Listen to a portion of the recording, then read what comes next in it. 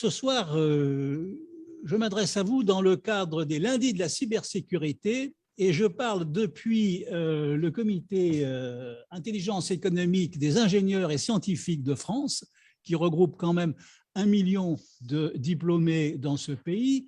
C'est la vieille maison de la rue Lamennais. Et en ce moment, les ingénieurs et scientifiques de France mettent au point un enseignement d'intelligence économique via un MOOC. Tout le monde fait des MOOC à peu près aujourd'hui pour un certain nombre d'applications, de choses.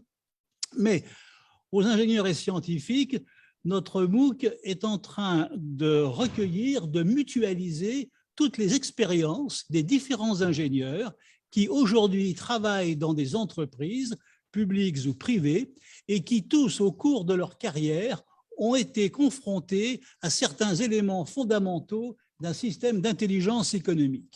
Et il se trouve que parmi ces ingénieurs et scientifiques, un certain nombre ont fait une partie de leur carrière à l'étranger, dans différents pays. Et là, nous avons des témoignages qui viennent, par exemple, des États-Unis, mais aussi d'Israël, du Canada, du Japon, sur la façon dont la business intelligence, la competitive intelligence est appliquée dans ces pays. Donc, ce sera quelque chose de très vivant et c'est un peu une coopération ce soir entre IESF et les lundis de la cybersécurité, animés inlassablement par Gérard et Béatrice, dont nous reparlerons tout à l'heure et qui méritent vraiment un coup de chapeau.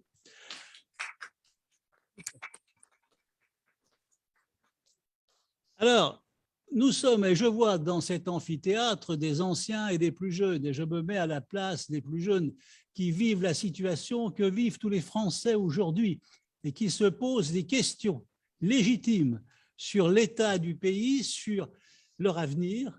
Qu'est-ce qui va se passer? Nous sommes tous interpellés par cette crise qui est d'une lecture difficile, qui n'est pas une lecture évidente, qui est une crise un peu obscure. Les chiffres dont on nous assène les vérités, entre guillemets, tous les jours sont contradictoires. On ne sait plus trop quoi penser. On ne sait plus si les choses vont bien ou si elles vont mal. Il faut éviter, à mon avis, de faire dans le catastrophisme. Il faut éviter également de sombrer dans l'euphorie. Alors, cette crise, c'est une crise systémique. Qu'est-ce que c'est qu'une crise systémique? C'est une crise qui passe, je pourrais dire, d'une application à une autre. Elle commence dans le monde sanitaire, elle a des répercussions sur l'hôpital, des répercussions dramatiques, des répercussions humaines, elle inquiète. Il y a toute une partie de la crise qui est invisible, qui relève du psychologique, qui relève de la peur, de nos concitoyens qui vont travailler, qui sont inquiets. Je pense notamment aux mères de famille qui sont obligées de faire plusieurs métiers et dont on ne parle pas et dont les peines et les souffrances font aussi partie de cette crise systémique.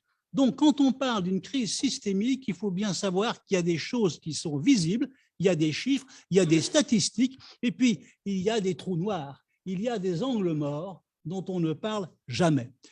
Cette crise systémique, elle est aussi économique, elle est financière. Le quoi qu'il en coûte a sauvé une situation économique, mais d'un autre côté, il entraîne un accroissement de la dette publique. D'un côté, on a quelque chose de positif qui peut se révéler dangereux demain, source d'inquiétude également pour les Français qui sont inquiets de cette dette publique. Et nous verrons plus tard que la cybersécurité a des choses à nous apporter et à nous dire sur cet aspect de dette publique. Crise sociale, crise politique. On voit bien qu'aujourd'hui, un certain nombre de territoires, finalement, prennent tout seuls ou sont tentés de plus en plus de prendre des mesures qui ne sont pas celles du pouvoir central. Il y a toujours eu en France des Girondins et des Jacobins. Il y a quelque chose d'inquiétant ou de rassurant, ça dépend où on habite et comment on voit les choses, qui font que des municipalités décident de prendre les choses en main. Le secteur hospitalier lui-même n'échappe pas à la situation puisqu'on découvre qu'il y a des initiatives qui ne vont pas forcément toutes dans un sens unique, ne sont pas forcément toutes coordonnées, mais qui parfois donnent de bons résultats. Donc c'est une crise systémique. C'est une crise qui intéresse la cybersécurité. C'est pour ça que nous sommes ce soir ici au lundi de la cybersécurité. Parce que le sanitaire, eh bien, ce sont des données. C'est le pass sanitaire. Les outils que nous présentons lors des différents contrôles contiennent des mesures de cybersécurité. Donc, cette crise intéresse la cyber.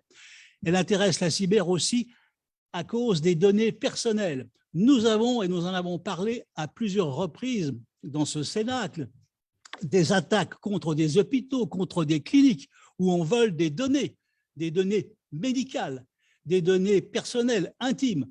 Eh bien, la cybersécurité est également concernée.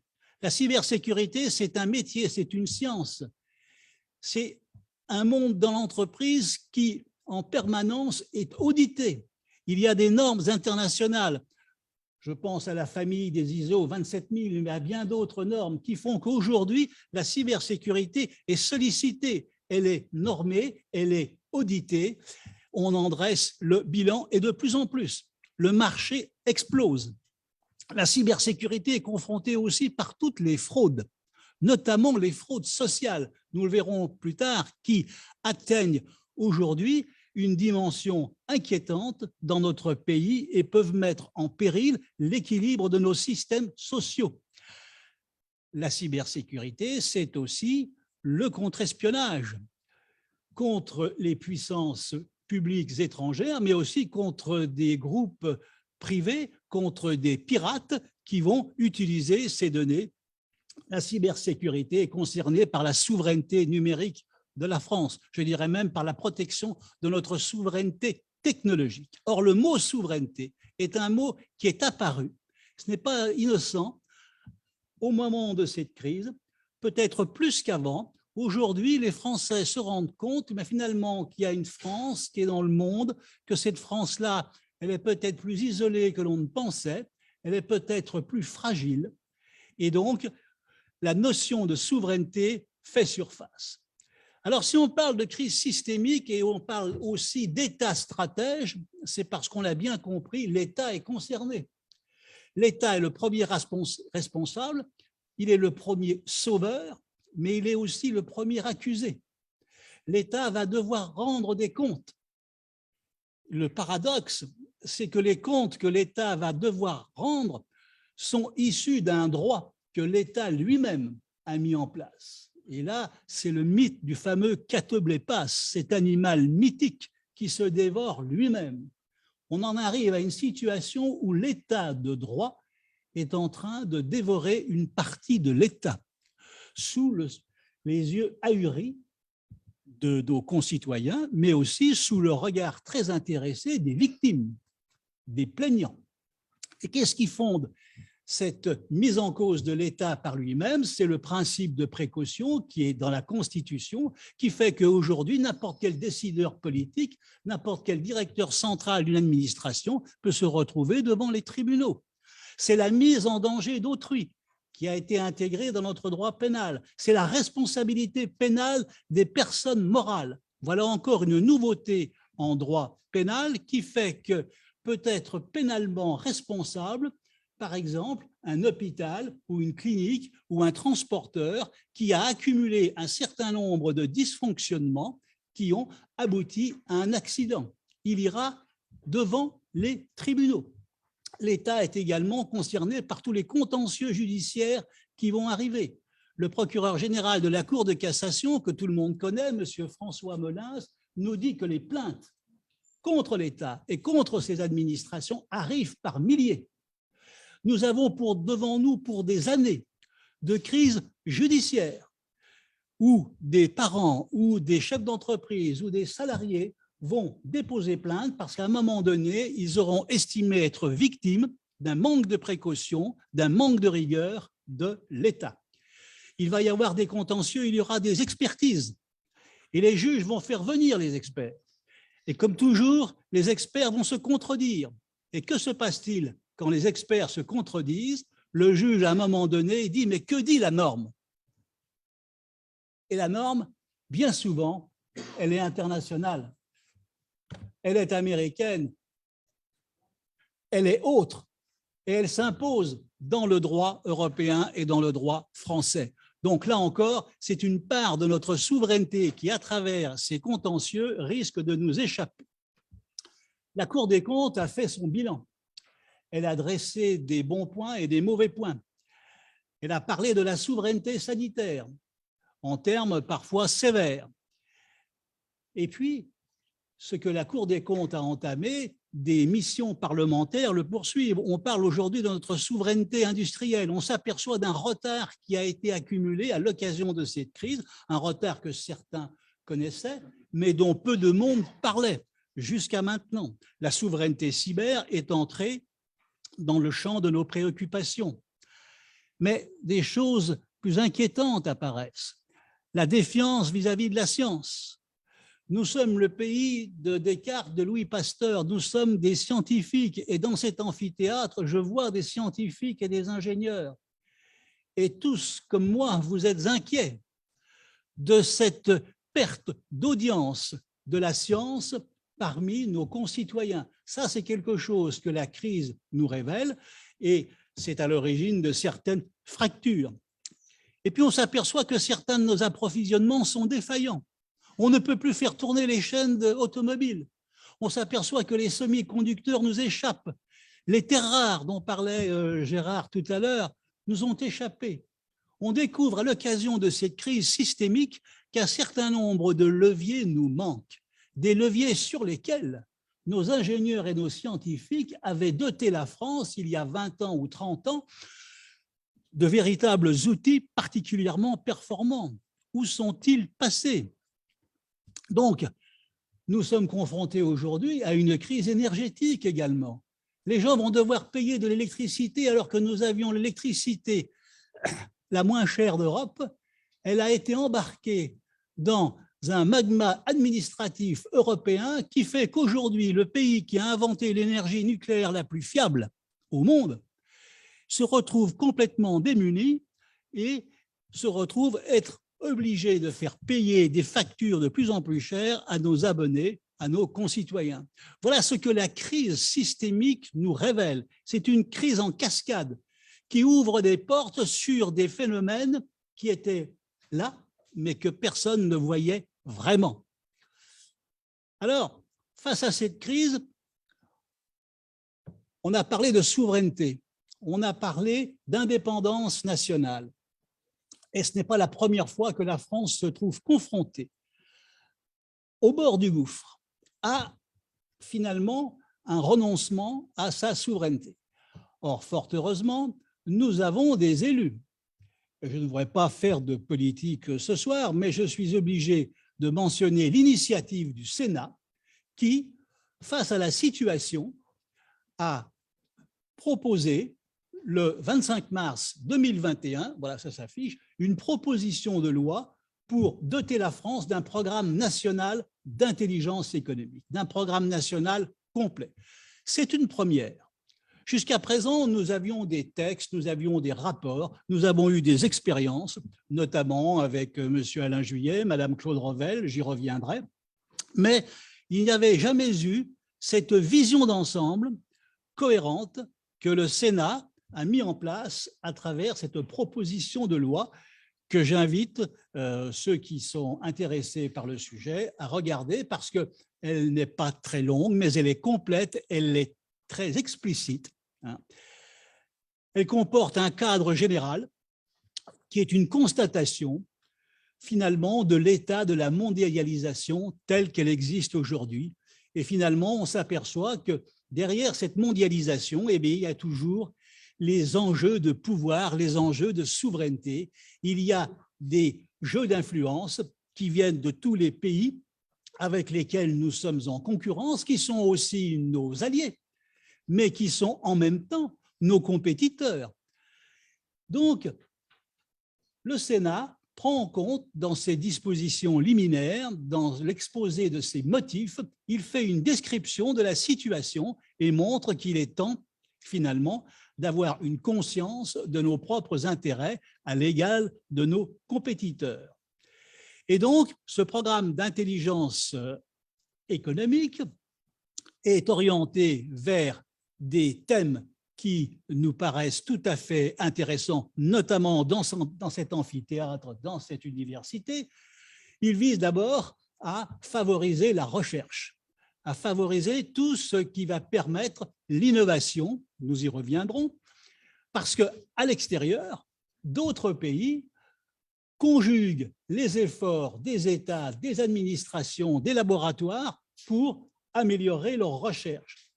Également, ce programme comprend un cursus de formation à l'intelligence économique qui reprend en gros tout ce qui avait été mis en place par les hauts responsables qui se sont succédés auprès du Premier ministre, puisque la France a eu un programme d'intelligence économique à cette période. L'intelligence juridique, le Sénat nous engage à regarder ce que dit le droit, notamment le droit des autres, notamment les conventions internationales. Les conventions internationales ne sont pas toutes innocentes, ne sont pas toutes animées de sentiments favorables à l'humanité. Il y a derrière beaucoup de conventions internationales des enjeux de pouvoir qu'il faut savoir lire. Le Sénat nous dit que le renseignement français doit être à l'égal du renseignement des autres pays, sensibilisé, actif sur le plan de l'intelligence économique, du renseignement économique. Et donc, le Sénat nous invite à anticiper les normes, à anticiper les situations géoéconomiques et à analyser les enjeux européens, bien entendu. Parce qu'il ne peut pas y avoir d'intelligence économique française s'il n'y a pas une intelligence économique européenne. Et là, il y a un vrai problème de coordination. Donc, le Sénat propose la création d'un secrétariat général à l'intelligence économique auprès du Premier ministre. Donc, il y a un déménagement. On déménage actuellement le système qui se trouve rattaché à Bercy pour le mettre auprès du Premier ministre. Il y a donc là, incontestablement, une vision plus politique, à l'instar de ce qui se fait ailleurs. On va créer un emploi de chargé de l'intelligence économique auprès de chaque ministre. Des chargés d'intelligence économique œuvreront dans les ministères et puis on va développer un véritable réseau de fonctionnaires qui seront assignés à différentes tâches d'intelligence économique. Ça, c'est un peu une nouveauté. Il y a également à l'international la création de chargés d'intelligence économique dans nos ambassades, de coordination de ce qui se fait déjà de bien, mais d'une coordination plus renforcée avec Business France et l'Agence française de développement à l'international.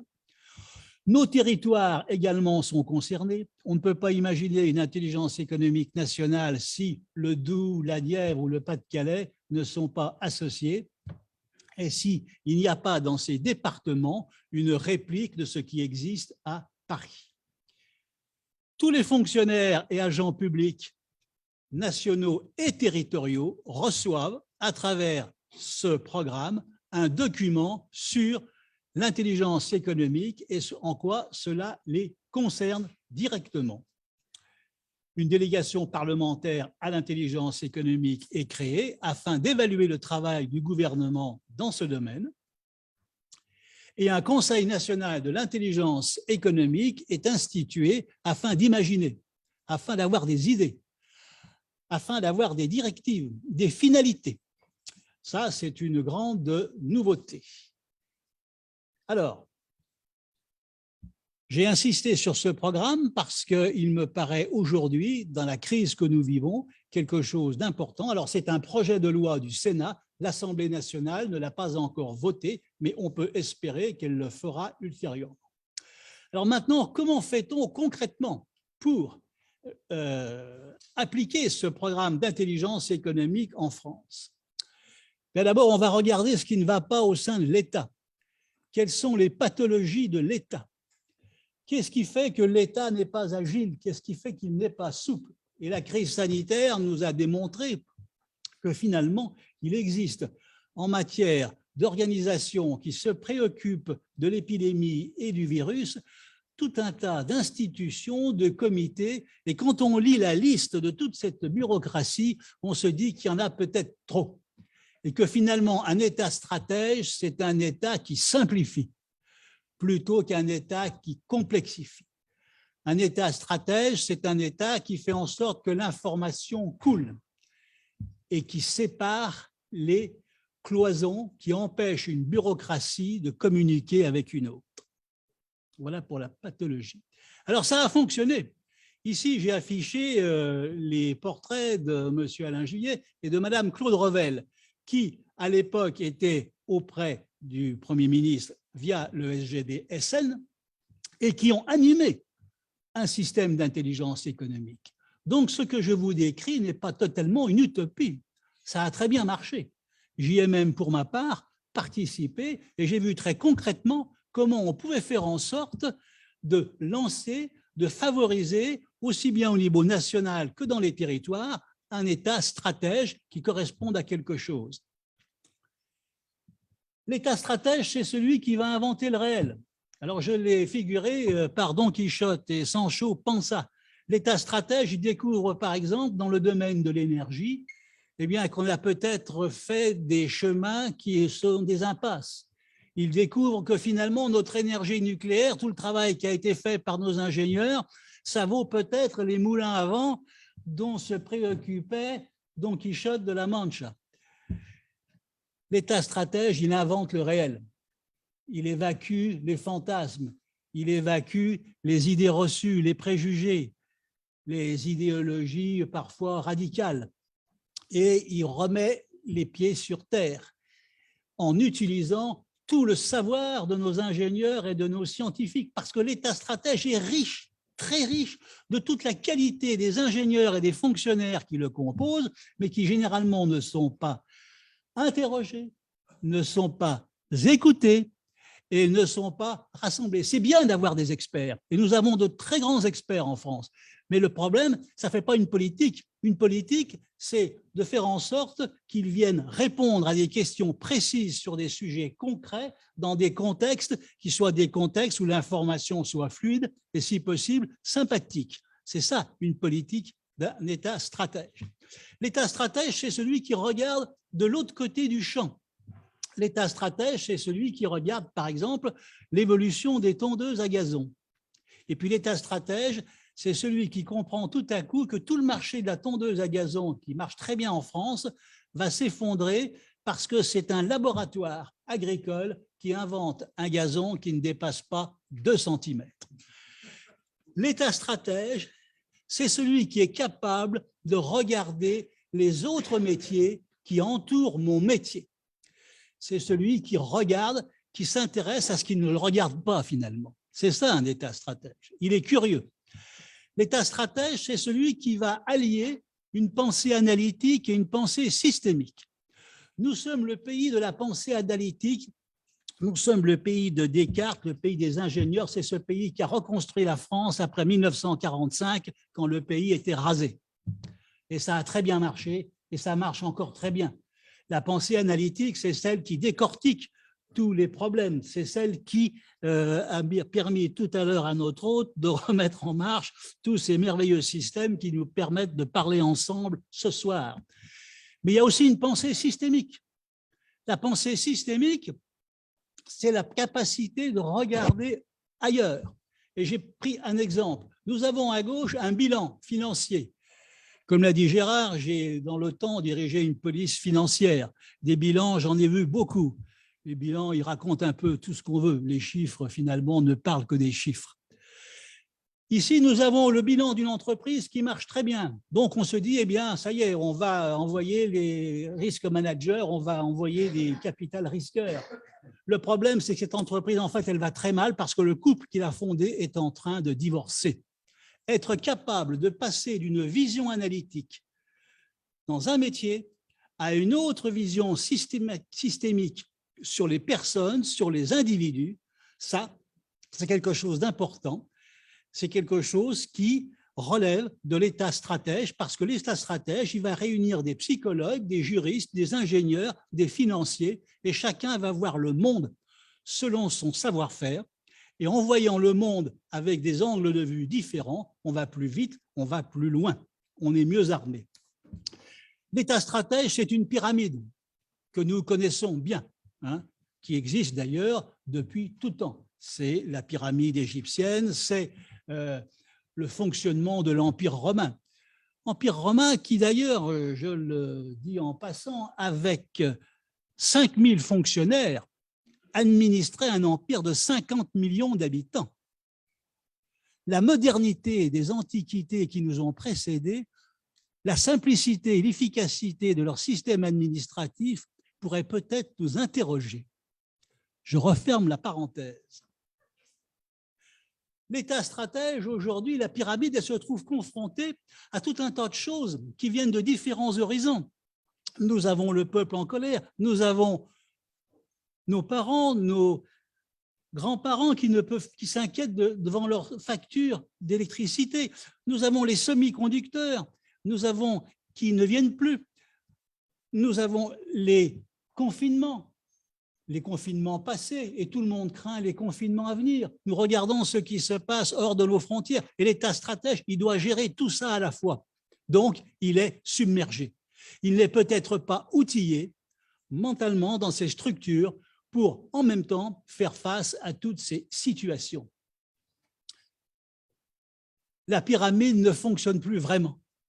Et pour que l'État stratège fonctionne, pour qu'il appréhende tous ces problèmes qui viennent d'horizons différents, eh bien, il va falloir qu'il dynamite les silos de connaissances. Il va falloir libérer les compétences. Il va falloir ce qu'avait fait Alain Juillet, ce qu'avait fait Claude Revel lorsqu'ils étaient à Matignon, c'est-à-dire réunir des gens venant de différents horizons pour parler des problèmes. La pyramide ne fonctionne plus. Il faut inventer autre chose. Et qu'est-ce qu'on va inventer? On va inventer la situation suivante. C'est-à-dire qu'au lieu de mettre l'État stratège en tant que sommet de la pyramide en haut des problèmes, on va prendre chaque problème, on pose le problème sur la table et autour du problème, eh bien, on maîtrise des données. Et là, on est encore dans la cybersécurité, on maîtrise des réseaux humains et on maîtrise des expertises. Et finalement, c'est le problème qui commande, c'est le projet qui est le chef de l'État stratège. Les microprocesseurs, comment est-ce qu'on fait pour sortir de la situation aujourd'hui, mais comment est-ce qu'on fait pour prévoir dans 5 ans, dans 10 ans, une souveraineté dans ce domaine-là qui soit une souveraineté pérenne. Donc l'État stratège, il se démultiplie, c'est ce qui a fonctionné très bien, je l'ai vu fonctionner, l'État stratège, il se démultiplie en un certain nombre d'intelligence collective qui fonctionne selon ce schéma à partir d'un problème qui a été identifié comme tel. C'est par exemple l'État stratège qui, en matière de vaccins, aux États-Unis, a créé un système d'intelligence économique particulièrement fluide, un écosystème, une communauté avec des grosses entreprises, des petites entreprises, avec des individus. C'est le Biomedical Advanced Research and Development Authority, qui est le pendant de ce qu'avait créé la DARPA à son époque dans le domaine d'Internet. Et donc, l'État stratège américain qui a mis des vaccins sur le marché, c'est une communauté, c'est une intelligence collective autour d'un problème qui était le problème du Covid, de la Covid. Je reviens sur un programme que nous avions lancé à l'époque, qui était celui de la télésanté.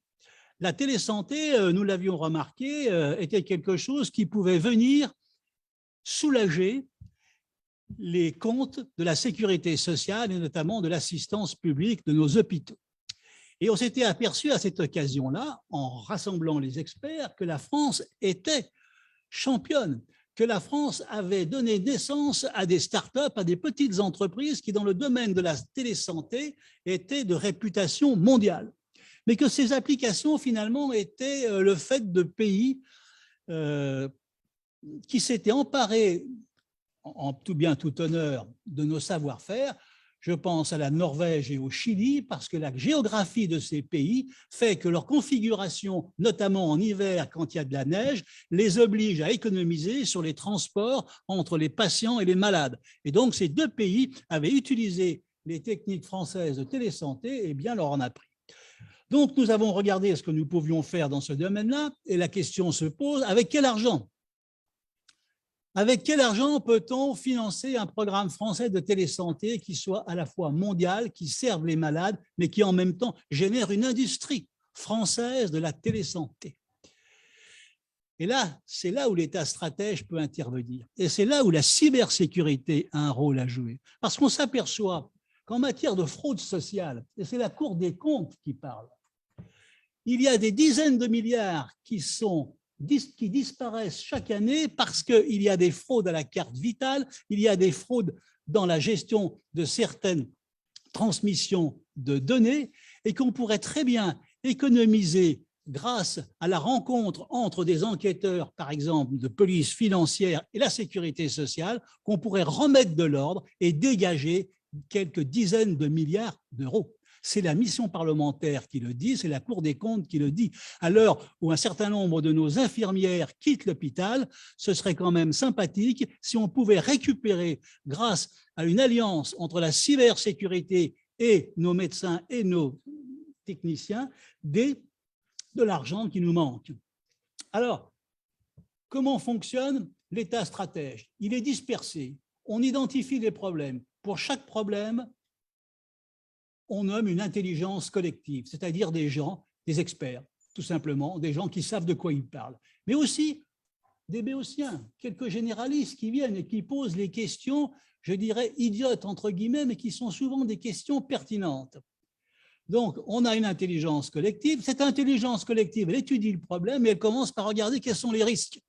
On parle de la télésanté, on parle des semi-conducteurs, on parle d'un certain nombre de choses, on parle du problème et on évalue tous les risques. Il y a aussi, nous sommes dans le pays du principe de précaution, de la mise en danger d'autrui. Qu'est-ce que c'est que l'intelligence des risques? L'intelligence des risques, c'est la prise simultanée en compte des risques de sécurité, c'est-à-dire l'accident machine, des risques de sûreté, les malveillances humaines, des risques environnementaux, tout ce que le climat peut m'apporter comme inconvénient et tout ce que moi, je peux apporter comme désagrément à la nature, et puis les risques managériaux, c'est-à-dire les mauvais managements. Par exemple, il y a des risques psychosociaux, il y a du harcèlement dans mon entreprise, je ne le savais pas, c'est un risque managérial. Ensuite, et aux ingénieurs et scientifiques de France, nous y tenons particulièrement, un problème, c'est l'intelligence inventive. C'est comment inventer, comment favoriser dans une entreprise, dans une structure, des attitudes qui vont permettre de prévoir à partir des données fiables, des données vérifiées, qui vont permettre de se différencier, de faire différemment de ce que font les Chinois, de ce que font les Américains ou les Suédois, de me diversifier. Nous avons dans nos entreprises de multiples savoirs et savoir-faire qui sont sous-utilisés. L'État stratège, c'est l'État qui va dire, il y a à Brest, dans tel sous-traitant de notre marine nationale, des gens qui savent faire des choses qui pourraient être utilisées dans le domaine agricole, en Savoie, en Haute-Savoie, ou dans un pays avec lequel nous avons des accords internationaux. Donc, l'intelligence inventive, la capacité à imaginer, c'est quelque chose sur lequel nous insistons beaucoup aux ingénieurs et scientifiques de France, parce que ça ne coûte rien. Ça coûte des attitudes simplement intellectuelles, des curiosités partagées. L'invention, c'est bien sûr la R&D. L'invention, ce sont les laboratoires. L'invention, ce sont des crédits. Personne ne les redit. Mais l'invention, ce sont aussi des choses tout à fait simples qui sont à la portée de n'importe quelle PME ou de n'importe quel PMI qui va prendre le temps de favoriser en son sein un certain nombre d'aptitudes et d'attitudes. Ce qui est valable pour les PMI et les PME est valable pour les administrations. L'État stratège, c'est celui aussi qui fait de l'influence à partir du problème qu'il a identifié. J'ai identifié une façon, par exemple, en matière d'agriculture, de protéger les abeilles contre certains désagréments. Eh bien, je vais peut-être utiliser ce savoir-faire pour renforcer l'image de l'agriculture française à l'extérieur, notamment sur le marché européen. Je vais me mettre à vulgariser des normes. Un État stratège, c'est l'État qui regarde les problèmes qui se sont posés avant, de manière à anticiper sur les problèmes qui se poseront demain. Nous ne sommes pas tombés, je dirais, de la dernière pluie. Nos ancêtres, ceux qui nous ont précédés, ont vécu des crises, ont vécu des situations difficiles. Ils s'en sont sortis. On parle du Covid, mais il y a eu la grippe espagnole, il y a eu la peste au Moyen-Âge, il y a eu des choses qui ont été faites dans ce pays qui étaient tout à fait remarquables. Souvent, l'innovation et l'invention, c'est une mémoire qui a été oubliée, et bien qu'il faut rattraper. Et nous sommes riches d'un patrimoine immatériel que nous n'utilisons qu'à 5 ou 10%. L'État stratège, c'est aussi un État archéologue, c'est un État archiviste qui va fouiller dans les mémoires un certain nombre de choses qui peuvent être utiles aujourd'hui. Donc cet État stratège, finalement, il est éclaté. Il se trouve aussi bien au niveau des territoires, dans les mairies, dans les municipalités, que dans nos entreprises. Et puis, l'État stratège, il est devant moi. Tous, nous sommes des États stratèges, parce que tous, nous sommes capables d'identifier des problèmes, tous, nous sommes capables d'évaluer les risques, nous sommes capables de convoquer des amis, des experts pour essayer de régler ce problème. Nous fonctionnons de la même manière. Tous, nous pouvons inventer un certain nombre de solutions. Je pensais aux mères de famille confrontées à la crise, à la gestion de leurs enfants, à tous ces problèmes. Elles ont inventé tout un tas de choses qui n'entrent pas dans les discours, qui n'entrent pas dans les statistiques, mais qui sont bien réelles. La capacité à inventer, la capacité à rebondir est une spécificité française, bien connue. Et donc, nous sommes tous des États stratèges. Alors, l'État stratège, c'est celui qui reconnaît cela, c'est celui qui favorise l'émergence partout où il y a un problème d'une communauté de gens intéressés à aller plus loin, à régler la situation. La cybersécurité, j'y reviens, c'est une science, c'est une histoire. Il n'y a qu'à regarder aujourd'hui dans les kiosques tous les journaux qui concernent la cybersécurité, qui sont très bien faits, je pense notamment à celui-ci. Mais quand on se promène, par exemple, près du Panthéon et que l'on regarde les devantures des maisons d'édition juridiques, on voit sur la cybersécurité une foule d'ouvrages qui se renouvellent à une allure stupéfiante. Donc, c'est aussi un marché. La cybersécurité est un marché fabuleux. Elle s'occupe de sûreté, elle innove, elle protège, elle est un objet scientifique, elle est devenue un sujet politique. Aujourd'hui, dans les discours politiques, de manière explicite ou en filigrane, apparaissent dans les discours de tous les candidats à la future élection présidentielle des problèmes de protection des données, de souveraineté. Et derrière tout ça, il y a la cybersécurité. Elle est un sujet politique, mais aussi elle va devenir un acteur politique. Et c'est à dessein que je présente ici le portrait des personnes que vous connaissez et qui font les lundis de la cybersécurité. C'est grâce à eux, parce qu'ils sont un visage. La cybersécurité ne doit pas rester quelque chose de livresque, de théorique. Elle doit être incarnée. Elle est aujourd'hui assez mature pour avoir son propre discours politique. Elle est assez mature pour interroger notamment les candidats à l'élection présidentielle et de leur dire, est-ce que vous avez une vision globale? Est-ce que vous avez une vision cohérente de toutes les différentes applications que nous, ingénieurs en cybersécurité, pouvons apporter? Notre regard, il n'est pas simplement défensif. Il ne faut pas nous voir uniquement comme quelque chose qui va cadenasser ou qui va verrouiller, parce que tous les ingénieurs de la cybersécurité, ce sont des parcours humains, ce sont des expériences dans différentes entreprises, dans différentes administrations. Et ces 6 expériences-là, si elles ne sont pas interrogées par l'État stratège, eh bien, elles servent à rien. Il y a une déperdition d'intelligence fabuleuse. Et ce pays, tel qu'il est cloisonné, perd beaucoup d'intelligence. Heureusement, elle surabonde et ça nous permet de sauver parfois la situation. Alors, cette cybersécurité, qu'est-ce qu'elle pourrait faire? Eh bien, elle pourrait, par exemple, participer au plan de réindustrialisation qui a été lancé notamment par le président de la République. Comment est-ce qu'elle pourrait participer à ce plan de réindustrialisation français, de cette souveraineté française? Eh bien, j'évoquais tout à l'heure l'inquiétude de nos concitoyens face à la dette publique. En rassurant nos épargnants s'inquiètent. Si la cybersécurité s'alliait à une nouvelle crypto-monnaie souveraine, adossée à la Banque européenne, à la Banque de France, pour proposer à nos épargnants qui ont des bas de laine fabuleux de faire confiance à une monnaie, à un système sécurisé, à ce moment-là, nous n'aurions plus besoin d'emprunter, comme nous le faisons sur des marchés extérieurs, des sommes fabuleuses.